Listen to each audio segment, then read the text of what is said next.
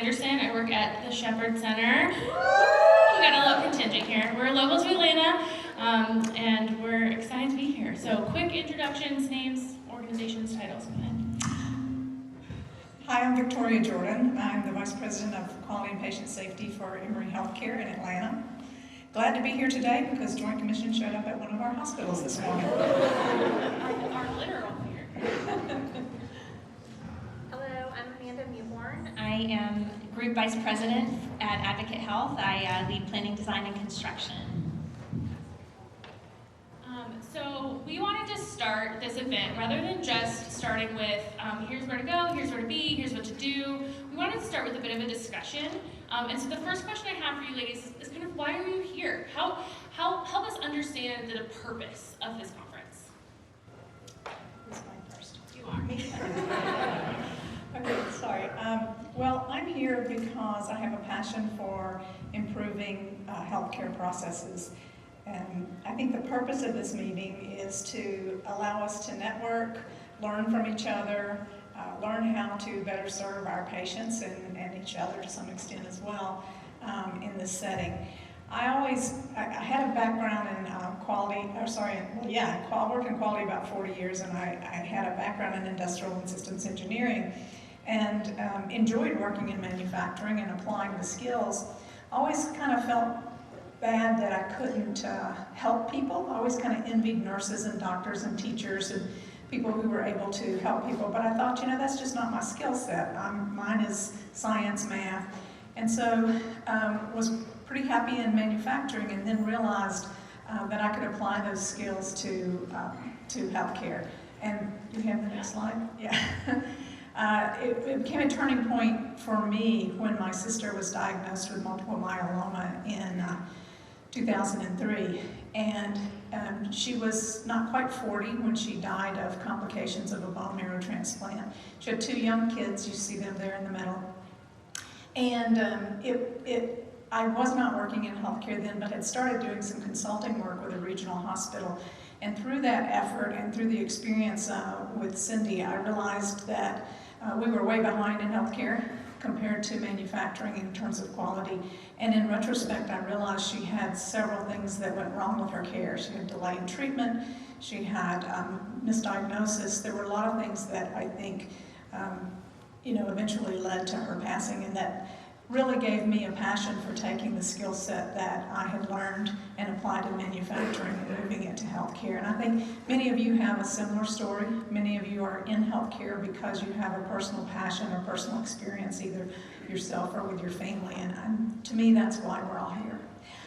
Also, my mother just recently passed away a year ago from hospital-acquired pneumonia. Not at Emory, but I just realize how much work we have to do to keep our patients safe. And I appreciate the opportunity to be able to work in that space, and I know you all do too. Thank you for sharing that with us. Amanda, tell us more. Well, I consider the Society for Health Systems my professional home, so I am here because I enjoy getting to see, I would say old friends, but they're not old. They're just friends that I've had for a long time. Long time friends. Yeah, long-time friends. I've been coming to this conference, I think I've made just about every year since 2006. So I really enjoy learning from folks. I love the networking. I have never applied for a job. It's all been through networking, and so making professional friends and learning from others is a huge benefit to the conference. And honestly, it's really fun. These people that are here, some of you, how many people are first-time attendees? Good. Thank you for being here. Yeah, thank you for being here, and I hope you have the same experience that I've had every year with enjoying it. Everybody is inclusive on purpose here and very kind. So I hope you enjoy and feel like they're part of your family as well, and hope to see you back many years to come. So I'm here for networking, learning, and for fun. I love that. We can't do what we do without having a little fun along the way. So kind of along those lines, and you guys have hinted towards this a bit, but what is special about this conference, the HSPI conference? There's a lot of conferences we could go as process improvement quality professionals. What's special about HSPI, and then also what's special about the Society for Health Systems? You've both been very involved in the professional organization. You could have picked a lot of places to make your professional home. What makes this special? Well, I disagree that there are a lot of places for in systems engineering and healthcare. I think this is the main place. You know, there are a lot of places you can go for quality, there are places you can go for IE, there are places you can go for healthcare, but to me, this is the main conference and organization that supports systems engineering and healthcare. And that's why I recommend all of the folks that work in process improvement in my shop to come to this particular conference. We have to pick one, this is it, because I think it's the most applicable. We learn the most, we make the best contacts, the networks, the vendors that we'll be able to see. So I encourage you to take advantage of it. I think you'll find it very useful to yourself and your career and your ability to pick up on new ideas. So. Fantastic. Well, for me personally, this is a safe space. I would say that I developed a lot of my leadership skills through volunteering with Society for Health Systems, which is one of the societies within the Institute of Industrial and Systems Engineers. And there's no better way to learn leadership skills than to try to lead other volunteers who don't report to you, don't have to volunteer their time. So you have to learn to lead through influence, and it's a safe space to do it. Everybody's here to support each other and help all of us, grow together. So that's one thing that's a big difference. So if you're interested in making professional connections or having a safe space to develop some of those professional skills, I recommend volunteering for the plethora of opportunities there are within the Society for Health Systems. You'll make meaningful connections and friends for life. In fact, Joyce Siegley is right there. I see her in the front, and I have known Joyce for 25 years, and Joyce and I went to South Africa and Zimbabwe on vacation in October. And I met Joyce through involvement with with this conference and the Society for Health Systems. So you can make some lifelong friends outside of professional networks too. So that's one thing I like. The second thing I like is the size of this conference. It's usually around maybe 300 to 400 people, which sounds like a lot, but if you go to other conferences that have thousands of people, you're just like a face. And nobody notices if you're not there, and nobody comes up and introduces themselves. At this conference, I would wager to say that you will be lucky to leave here without having met at least half of the people attending this conference. So I enjoy the personal connections and the smaller, intimate size of the conference, and some of the pictures are showing up there through the years. I shared some pictures with Cody to share up there through the years, the different conferences, and as I mentioned, it's also fun. Another thing that I've really enjoyed about this conference is it's a safe space to develop your presentation skills. I've presented at this conference most years and volunteered in some way at the conference, and so again, it's a safe space where you can get positive reinforcement and encouragement from your peers and learn presentation skills, and you can learn a lot. So I happen to work in construction. I'm probably the only person here that works in construction of healthcare facilities. Hopefully not, but maybe. And I can learn a whole lot from people who work in the various sectors within healthcare or even outside of healthcare. Today I got to go on the Chick-fil-A tour this morning. How many of y'all are going on Friday? So quite a few. It was phenomenal. You're probably like, what does a fast food chicken restaurant have to do with healthcare improvement? Well, when it's led by engineers who make improvements in the space of fast food restaurant, there's a lot of parallels, and I learned a ton this morning and had a great time and really enjoyed the lunch too. So that's another thing I love is that you can learn from, there's applications from other industries as well as even within healthcare. All of us are doing diverse things, and we can learn from each other. So those are just a few of the reasons I really like it. Just a couple thoughts. Just a couple. I love it. Well, I know I was thrilled to see so many first-time attendees. I know I've spoken to at least a couple people who are maybe back for their first time after COVID, right? We all had to take a conference break. But what are some things you would recommend to get the most out of their week to both first-time attendees or a seasoned attendee who, like, they know, they've been here, they know what we're doing, some of it has changed. But what would you recommend? I would recommend avoiding the temptation to fire up your computer or your phone. Be in the present and experience all the things that you can while you're here. It's a special time, and you're only here 2.5 days. And go to the keynotes. David Reed is awesome from Chick-fil-A. He's going to speak here, and if you get a chance to go to the tour, that's really fun too. Heather Dexter from Emory St. Joseph's is going to be speaking on Thursday afternoon. And I don't know all the keynotes, but the keynotes are always really, really good. So I would encourage you to be there. We have so many nice breakout sessions that it's going to be hard to decide where to go. If you're here with other people, I recommend you split up and go to different ones so that you can compare later and share with each other. One of the things I usually ask my team to do is if you go to a conference, you get the slides and things. When you get back to your organization, share that information with others. So those are some of the things I would recommend. Also the networking. Be sure that you sign up for dinner if you haven't already. Spend time getting outside of your group if you travel with other people. Meet some others. Take advantage of that networking opportunity and receptions as well. And I guess lastly, go by the vendors. I don't mean to sound like a sales pitch, but it really is nice that they're here, and we appreciate your support. And there are always cool things to see and learn about there. I've learned a lot from that. What else? I think Victoria stole my list. I made a list on my phone. Let me see if I have anything. Did I email it to you? So Victoria mentioned the Dine Around dinners. They're tomorrow night. You need to sign up. There are reservations already made at a whole bunch of different restaurants. Sign up for a restaurant, try new food, meet some new people. It's great social time to kind of balance the education time. I'm seeing here, she did mention the poster sessions. So there's time dedicated to poster sessions. Please take the time to go. That's an opportunity. It looks like the cover of Cosmopolitan. I know. It's a great, yeah. It's a great one right in front. Yeah, mammography one back there. Yeah, so there will be designated poster time where the posters will be manned by their authors, and you can hear more about their work. So please afford those folks opportunities to present their poster during that time. She didn't mention yoga and running. So, I did not.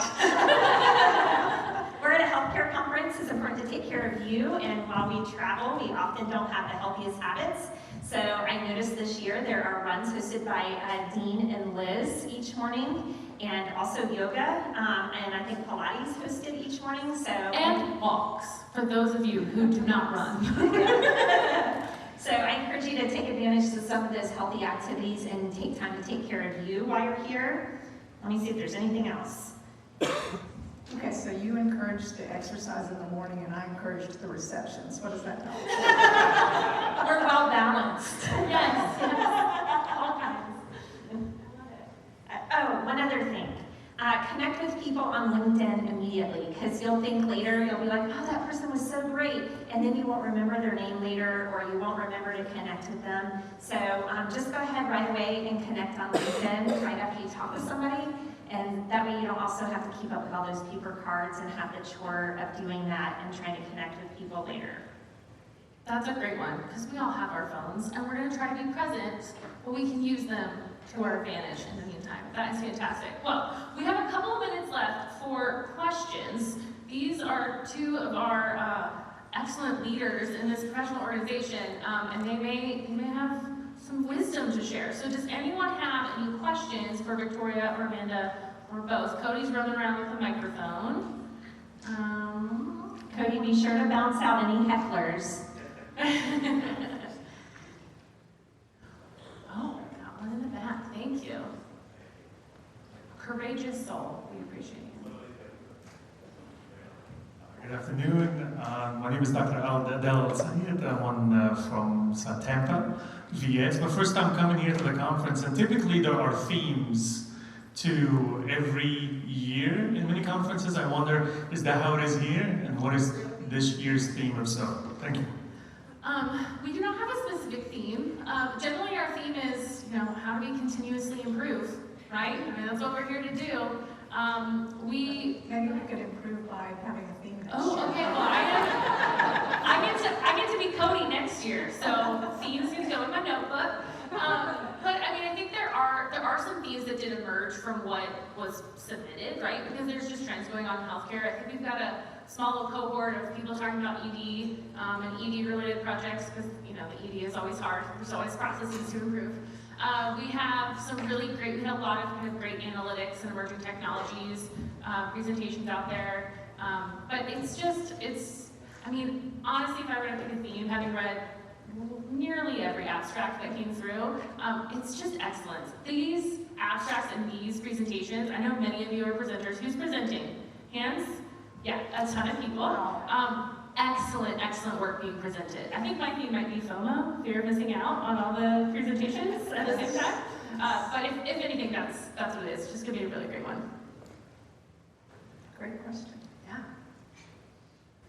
What else?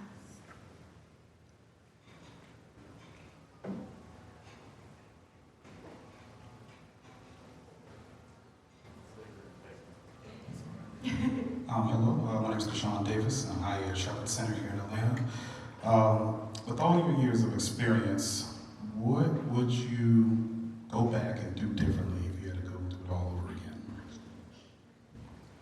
Wow, that's a really good question.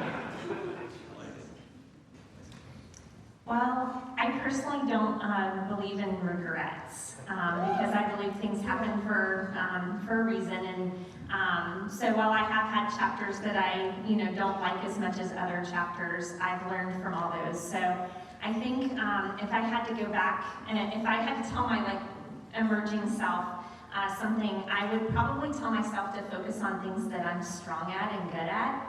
I think early in my career, I focused a lot on things that I wasn't good at and trying to get good at those things. And you put in a ton of effort to try to make a tiny amount of improvement if you're not good at it.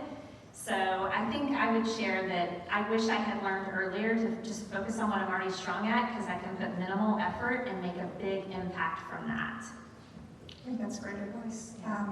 Mine wouldn't be very different. I don't think there's anything I would have done differently.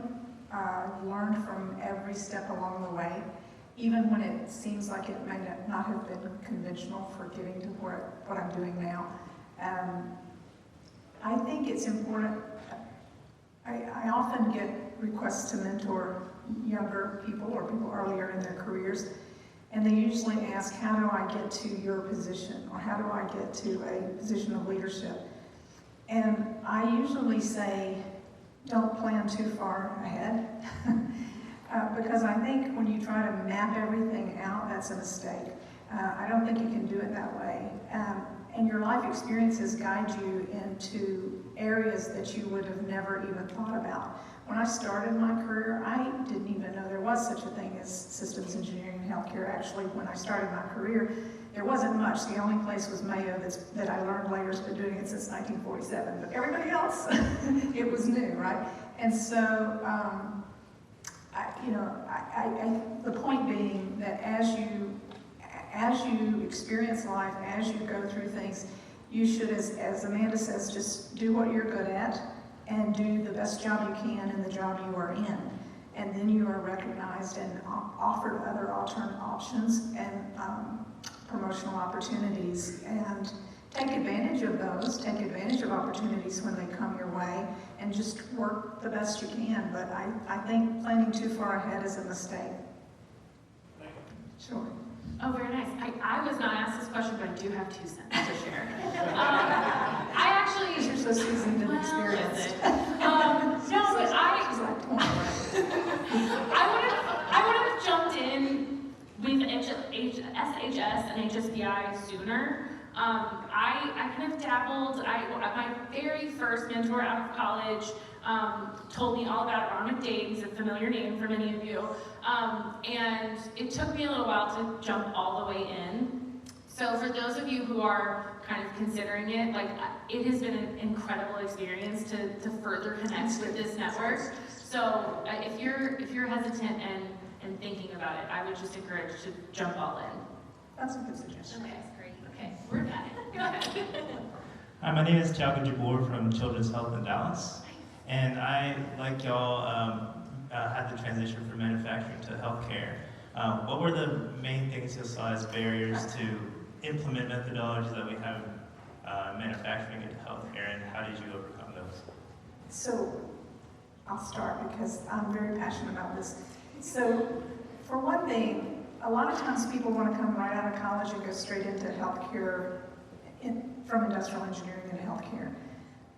I prefer to hire people who have worked in manufacturing first. The reason being, because we, in general, are so far ahead in quality in manufacturing compared to healthcare, if you just started healthcare, you never really know that gap, and you never know how to close it. So to me, that's invaluable experience that I think everybody should have, to be able to give a baseline and a gap analysis and identify how things work. Secondly, when you do make that change, though, it's always a challenge, and we typically have a little orientation for our new engineers where we say, okay, let me just tell you what's different, because there's a lot. Some of the things, and you guys, many of you who've made that same transition can add to this, but one is, I would say, one of the biggest factors is the hierarchical nature of healthcare. You don't see that nearly as much in manufacturing. In manufacturing, the CEO is known by their first name, they're on the floor, they're shaking hands, they're all part of the same team. In healthcare, it's a very hierarchical system. So that's one big difference that takes some getting used to. Another is that in general, our technology and computer systems are antiquated. At Emory, we've made this huge commitment to change that, and I'm sure many of you have too, but in general, they're far behind. What else? Well, then you've got to learn all the Joint Commission and, all the metrics and all the regulatory side, but that's easy enough to learn. I think the hardest things to get used to are the culture and the lack of technology, or the less technology. Some of us go to nursing school to figure some of that Yes, stuff out. yes. Amanda is a nurse as well. Yes. I don't feel qualified to respond to your question because I've always worked in healthcare. So that's the only thing I know. While I was in college, I went to lunch with a sorority sister, and she introduced me to the idea of working in healthcare as an industrial engineer, and I've been all in ever since. And I don't know if Mary Ellen is here. I'd give her a big shout out if she's here today. But I have no experience outside of healthcare, so I don't feel like I can add to your question. But Amanda's an IE and a nurse, so she's got that combination. Yeah, superpowers. I like that. Let's do one more.